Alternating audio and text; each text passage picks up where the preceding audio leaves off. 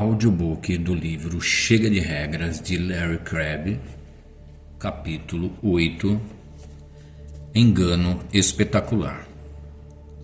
Nunca somos mais enganados do que quando pensamos que estamos vivendo para Deus, mas na verdade vivemos para as suas bênçãos.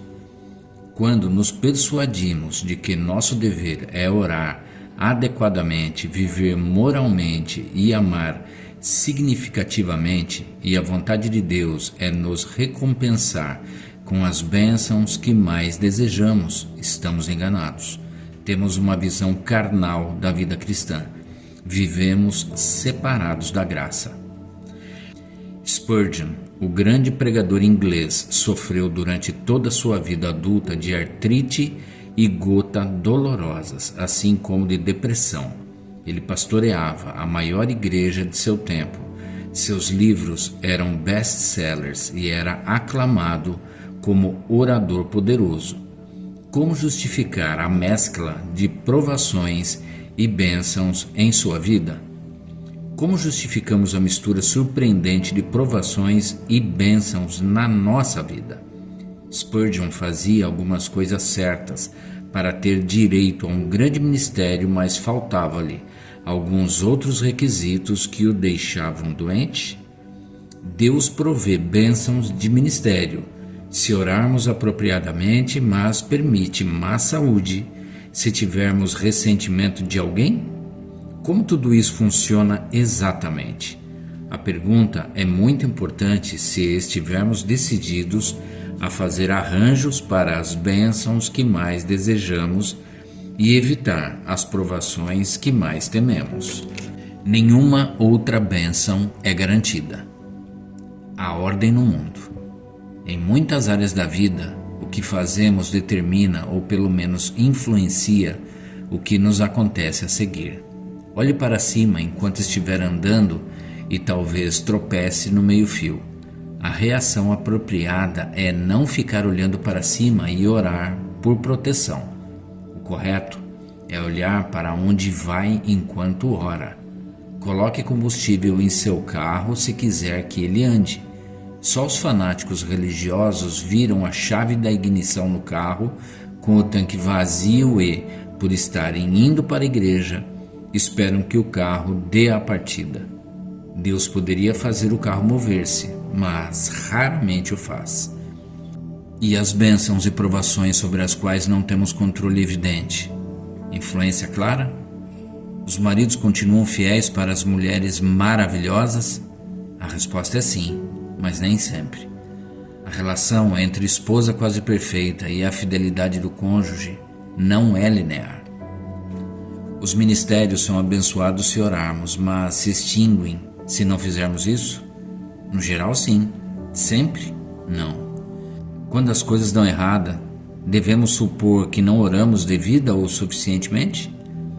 Certa oração sempre funciona? Essa é a suposição do antigo caminho. Embora alcance níveis mais profundos de quebrantamento ao dizer isto, é preciso que o diga.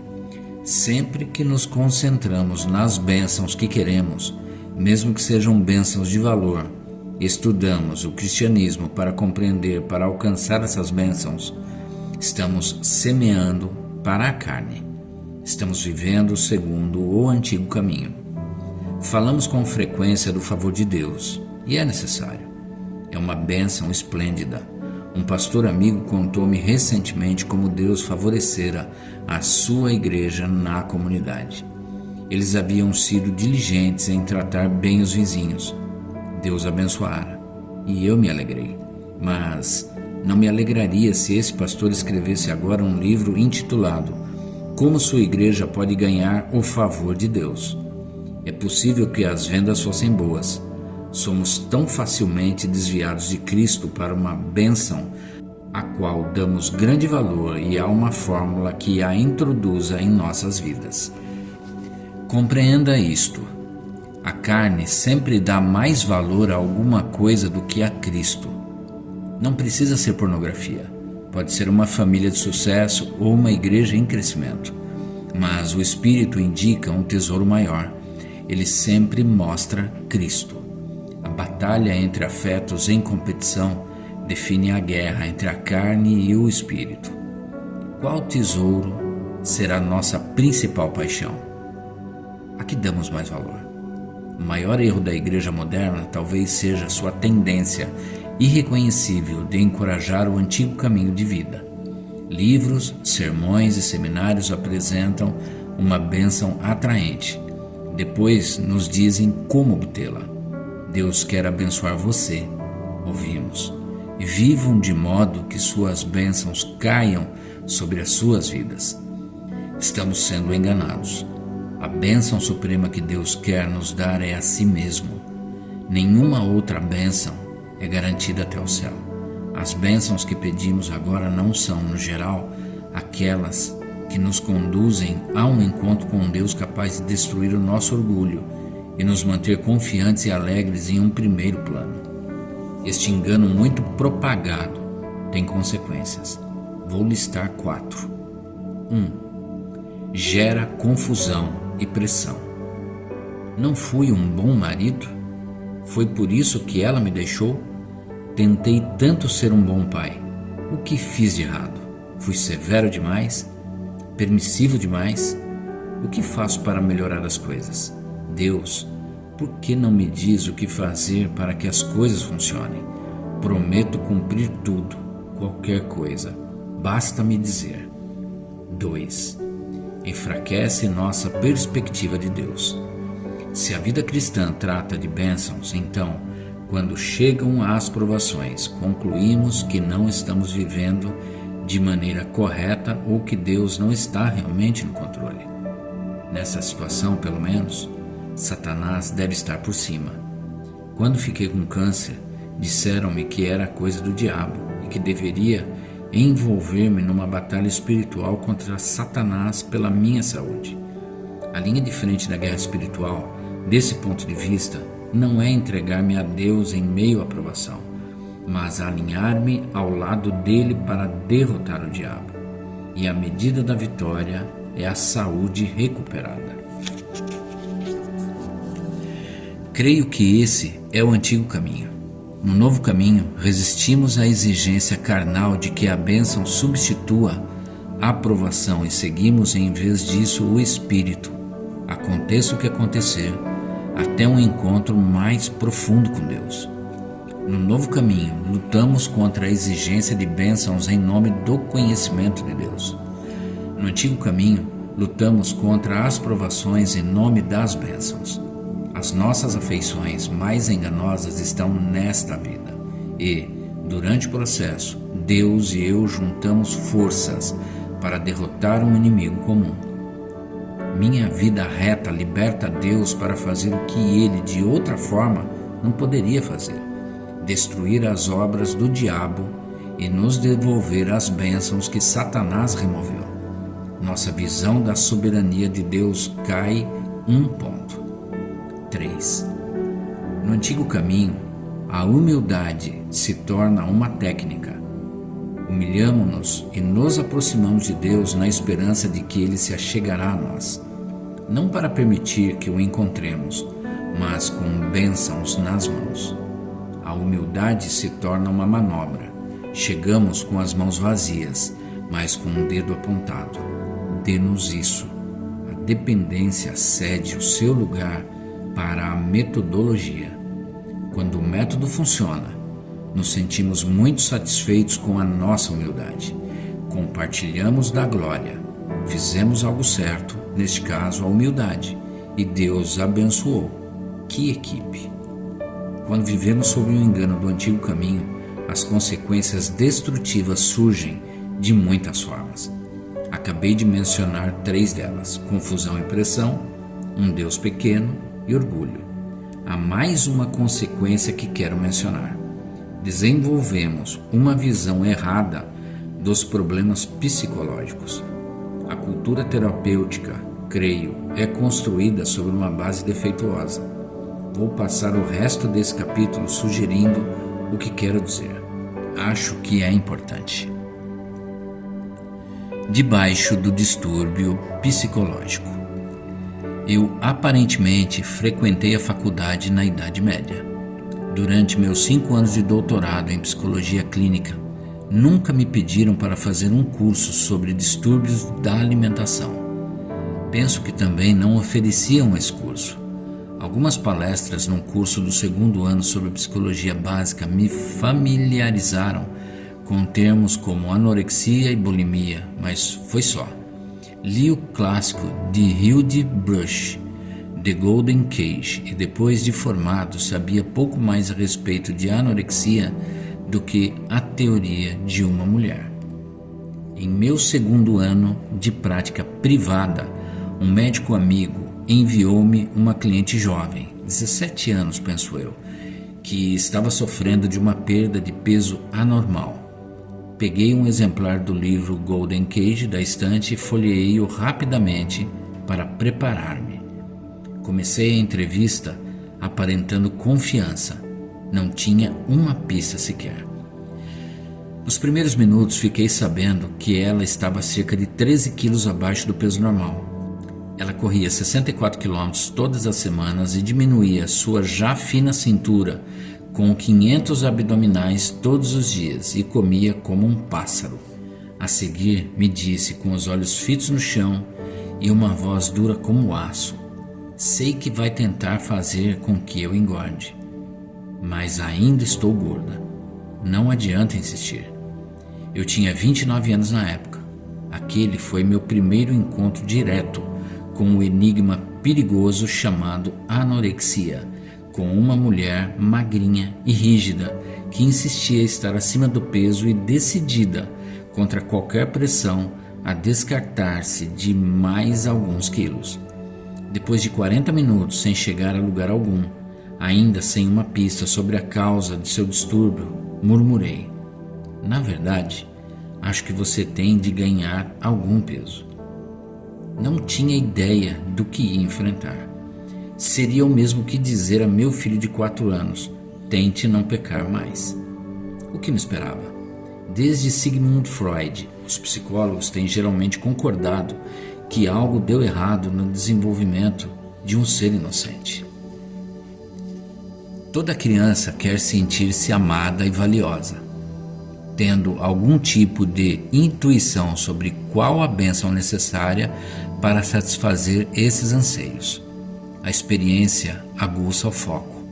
Traumas penosos nos ensinam o que evitar, e encontros agradáveis moldam a nossa compreensão do que esperar e, se possível, do que arranjar. 2 problemas podem surgir. Se forem suficientemente graves, nós os rotulamos de patológicos. Por causa de relacionamentos especialmente disfuncionais, vamos em busca de alvos irreais, tais como não rejeição, perfeição total ou sentimentos constantes de prazer, ou dependemos de estratégias ineficazes que nos levam aonde queremos ir, ou ambos. Compreender os métodos ineficazes para alcançar metas irreais é agora um campo de estudo em si. Nós o chamamos de psicodinâmica. Quando um terapeuta descobre um alvo irracional de alguém no mundo real e quando reconhece que as tentativas de obter alívio interno dessa pessoa são curiosas demais, o processo de cura pode começar. O processo quase sempre envolve um esforço de ajudar alguém a comportar-se com maior eficácia a fim de experimentar maior satisfação mediante alguma bênção disponível nessa vida. É o antigo caminho. Tenho imaginado, a vida no antigo caminho poderia ter mais a ver com nossos problemas do que suspeitamos?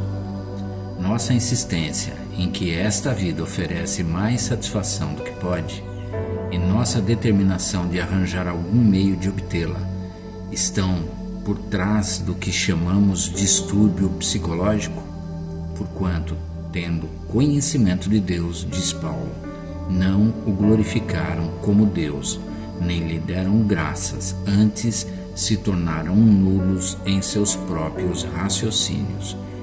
Inculcando-se por sábios, tornaram-se loucos e mudaram a glória do Deus incorruptível em outra coisa. Por isso Deus entregou tais homens à imundícia, pelas concupiscências de seu próprio coração. Os entregou Deus a paixões infames, a uma disposição mental reprovável, para praticarem coisas inconvenientes, cheias de toda injustiça, malícia, avareza e maldade. As pessoas vão em busca de uma fonte de satisfação primária que não é Deus. Elas não lhe dão valor acima de todos os outros tesouros. Isso é o antigo caminho. Seus pensamentos se tornam fúteis. Suas vidas giram ao redor dos falsos deuses de filhos melhores, boa saúde, relacionamentos satisfatórios, ministérios eficazes, qualquer coisa menos Deus.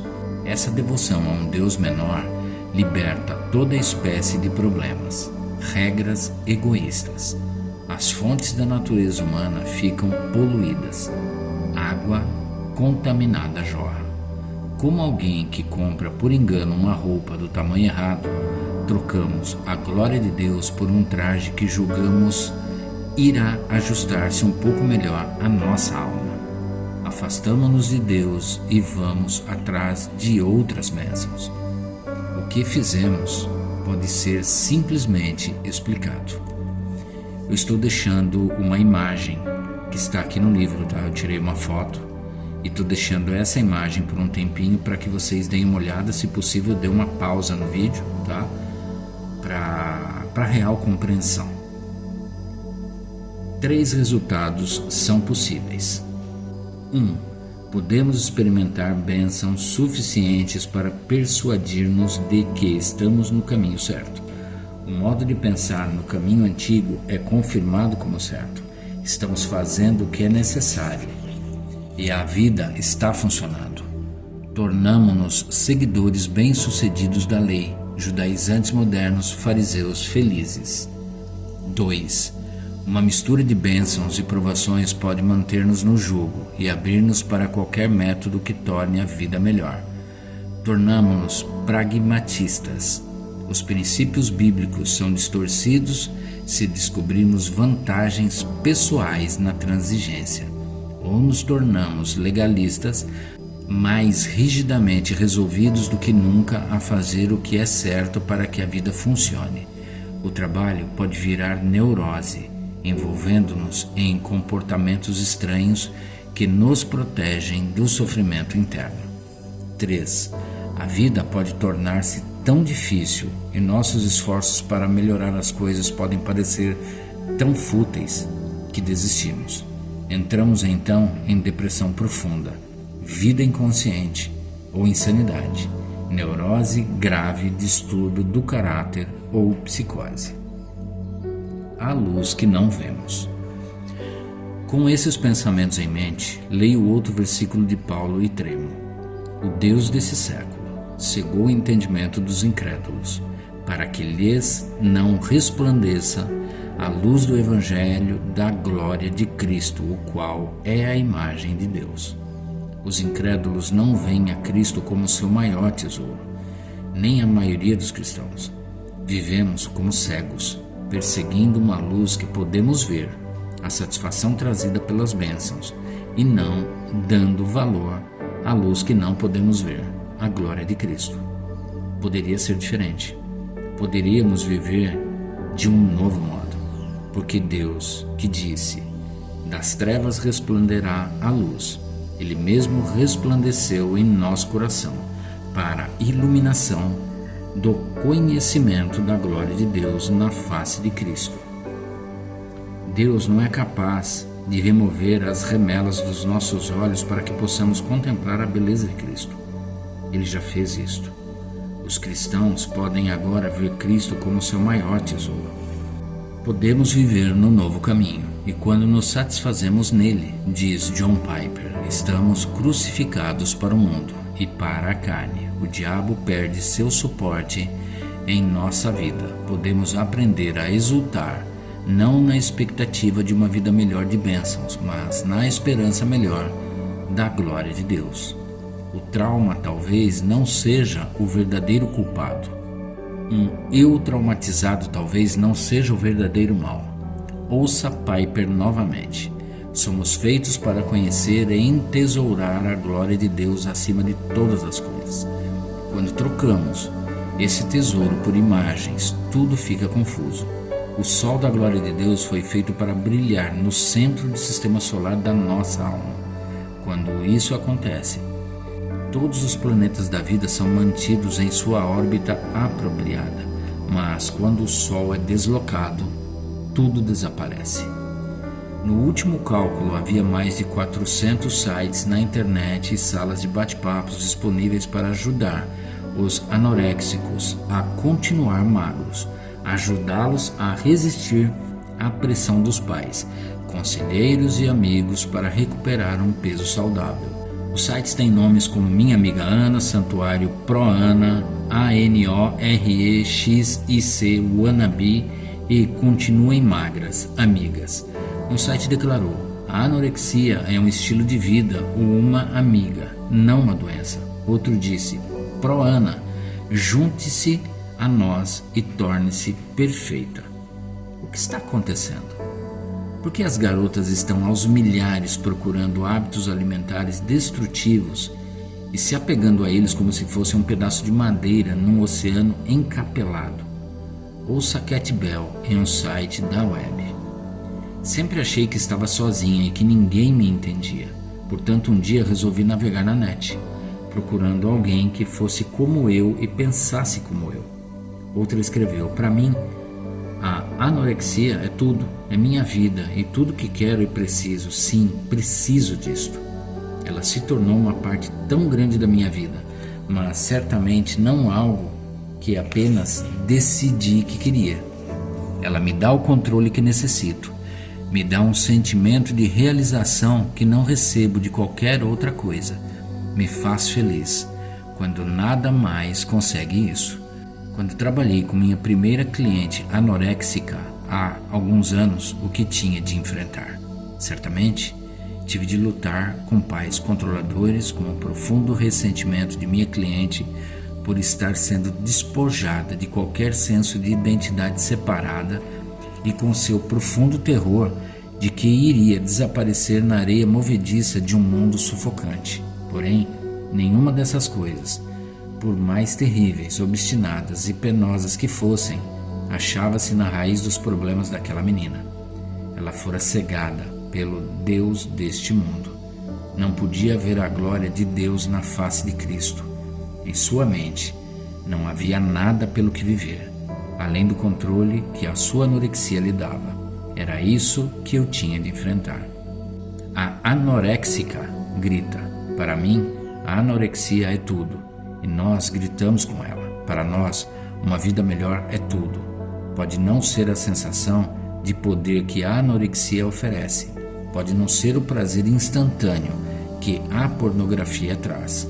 Pode ser a onda de realização de ver o bem que nossos filhos nos dão, ou a alegria silenciosa de entrar num carro confortável que podemos comprar, ou o prazer profundo de passar uma noite com um cônjuge muito amado, ou o entusiasmo de um ministério crescente. Se algo além de Cristo for a razão pela qual vivemos, se dependemos para nossa maior alegria de algo além de ver Cristo, se a vida melhor de bênçãos é tudo para nós, estamos então vivendo no antigo caminho. A pressão então está ligada e ficamos vulneráveis a problemas de todo tipo. Mas, se vivemos segundo o novo caminho, a pressão acabou. Podemos ainda experimentar várias provações, mas nossas almas estarão em linha com o plano Emanuel. Deus será o nosso Deus e nós seremos o seu povo. Está na hora de sentir o vento do Espírito de Emanuel.